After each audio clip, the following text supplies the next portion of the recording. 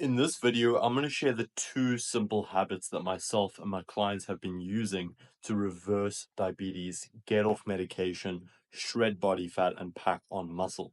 But before we get into those two habits, I'm going to share with you a short story on two dads that I worked with and why one was stuck and the other one got results. I was speaking to a diabetic dad with a younger daughter, and he had shared with me that he was also in a car accident, and now he's on metformin and he's also on kidney medication. And he's tried doing the home workouts, but he's got a younger daughter and she just thinks that, he's playing and he struggles to find time for it.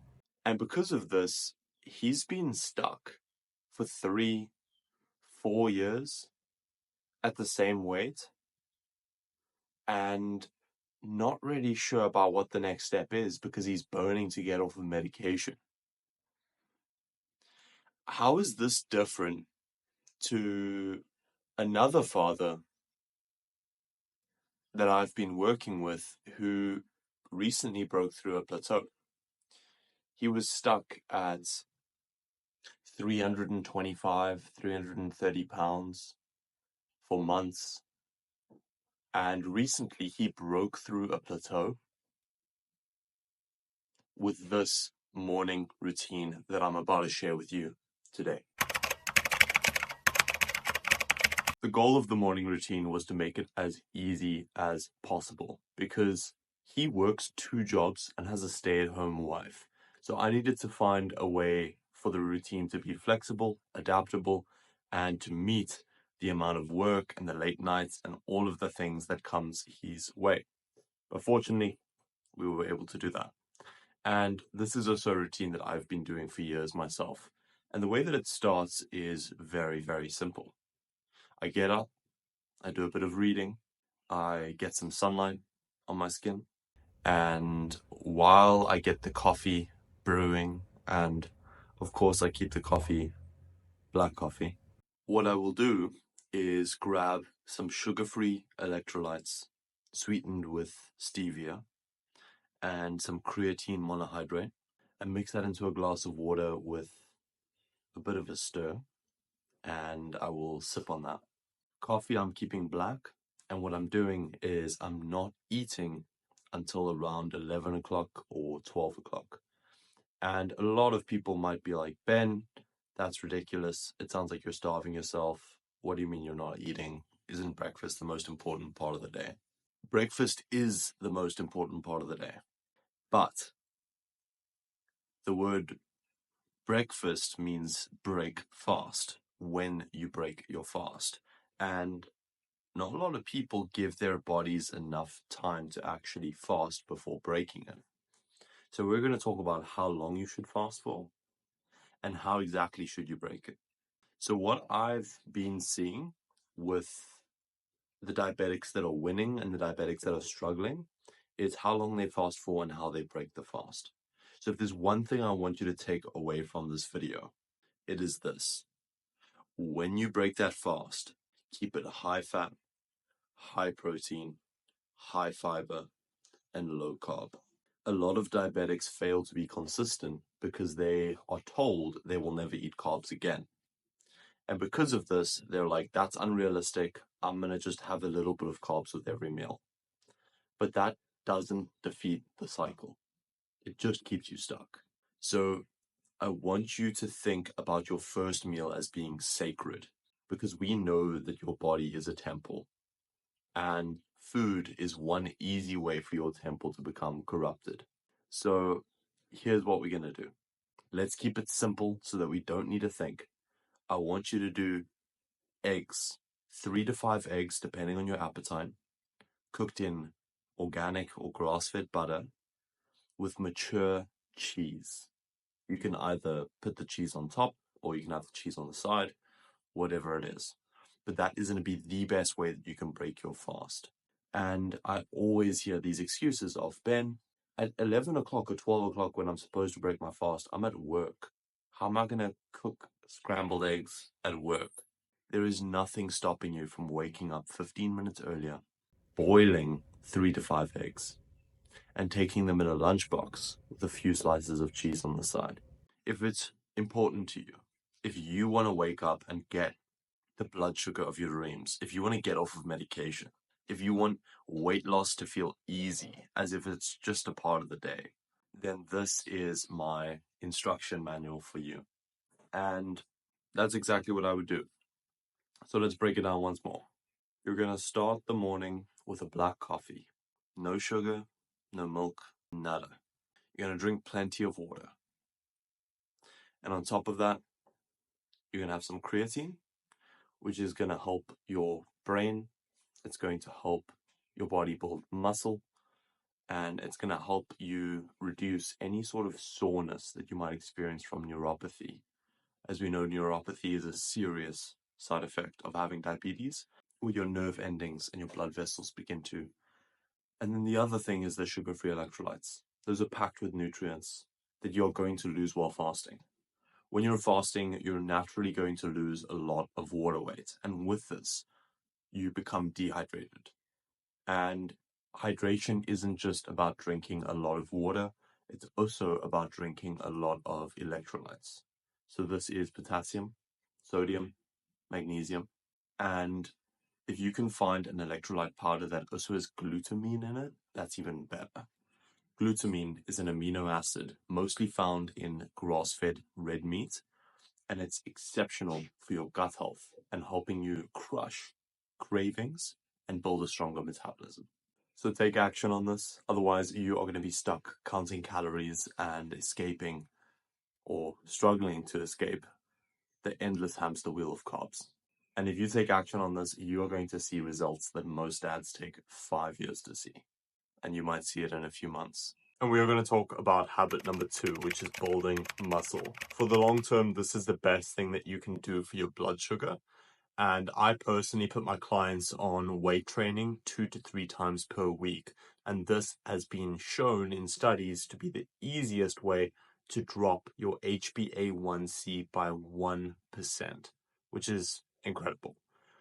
And I want to just kind of reframe what actually happens here, because a lot of fitness coaches and people out there on the internet and on Instagram, what they will tell you is just to focus on fat loss. Lose the fat, lose the weight, whatever it is, but they won't emphasize the importance of building muscle.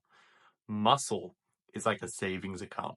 Every additional pound of muscle that you build builds interest. And the way that that interest works is metabolism.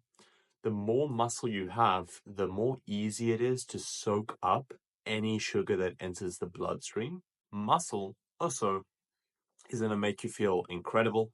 It's really good to train, it's really good to train for the brain, because the brain is very oxygen hungry. And when you train, you obviously breathe more. Well, I like to breathe more. I think holding your breath while training is a bit silly. And with that, your brain gets some nice juices. It gets some endorphins that make you feel good. It gets a bit of a boost. It gets a bit of adrenaline. And it's a great way to just get everything flowing and going, and to feel uplifted, to feel strong, to feel like a man. And we also know that testosterone loves it when you train. So please, you don't need to go to the gym. You don't need to go and get a gym membership like me. If you want to start small, buy yourself a kettlebell, go onto YouTube and learn about compound movements, learn about kettlebell training, learn about HIIT, HIT or HIIT, high intensity interval training. There are so many like free things out there that you can use to get results, to build some muscle. And what you're going to notice as you start losing weight, if you're starting at, let's say, 300 pounds and you're losing 2 pounds a week of body fat, you should be aiming to build about 20% of that back as muscle. So let's say that you're losing 10 pounds of fat, you might want to put on 2 pounds of muscle, because muscle is a bit of a son of a gun to build. It does take time. So a quick hack here is eat some protein. And look, if you are struggling to get your daily protein in, you can get whey protein. Whey protein is incredible. If you are diabetic, always use whey isolate. It's got less milk sugar in it. So whey isolate is going to be really, really good for you. Yeah, but I think that what really separates the people who win in terms of building muscle and getting off of medication is making their workouts fun. So whether that means listening to a podcast or listening to music or maybe training with your kids, training with your wife. I just spoke to a dad who loves playing basketball with his son. And I just spoke to another dad who does kettlebell training with his daughter, which is incredible. So make it fun, and you're going to do it for the rest of your life. If you're training alone, get an audiobook going, get some music going, get some gospel going, or whatever it is that you're into. And then if you're training with people that you love, I love training with my best friend. I love training with my brother. I love training with my girlfriend. And I actually miss training with my dad because now that I live in the city, he lives maybe 30 to 40 minutes away. So we don't train together as much anymore. But when we do train, it's always a joy. And we're actually going to soon play a paddle competition for his birthday, which I'm looking forward to. If you don't know paddle, it's basically tennis, but way more fast paced. And I've actually got to train my girlfriend how to play paddle. She's underprepared and she's going to get destroyed in the tournament for my dad's birthday. But that aside, yeah, just keep doing you. Um, keep crushing it. Keep learning. Keep implementing. And keep following God. Whatever He puts before you, take action on it. Take steps. Um, yeah, the biggest killers are inaction, are learning but never applying. So now that you've watched this video, now that you've learned, I need you to get out there and I need you to apply. Because if you're not applying, you are dying. Keep that in your mind. If you are not applying, you are dying. So the moment you learn something new that is useful to helping you reach your goal, I need you to take action on it. So if you learn that cinnamon is really good for insulin sensitivity, I need you to buy cinnamon right now and I need you to add it to your coffee in the morning. If you learn that hitting weights is really good for your blood sugar and for shredding fat and for getting off of medications and for lowering your HbA1c, I need you to buy a kettlebell, or I need you to try do some squats, or I need you to go for a walk after having dinner. It's all about applying. It's all about action. Work without faith. Sorry, faith without works is dead faith. We know that. That's in the book of Timothy. So, yeah, if you've learned something from this video, please go and apply it. If you're not applying, you're dying. And I'm going to go and edit this video now, and then I'm going to get some dinner on the go. I've been defrosting some beef that I'm really looking forward to having. So God bless your journey. Take care of yourself. And if you want to learn why counting calories as a diabetic is a complete scam, watch this video here. It's going to break down how counting calories is keeping you stuck. It's destroying your faith and it's destroying your results. So watch that here if you want to learn more.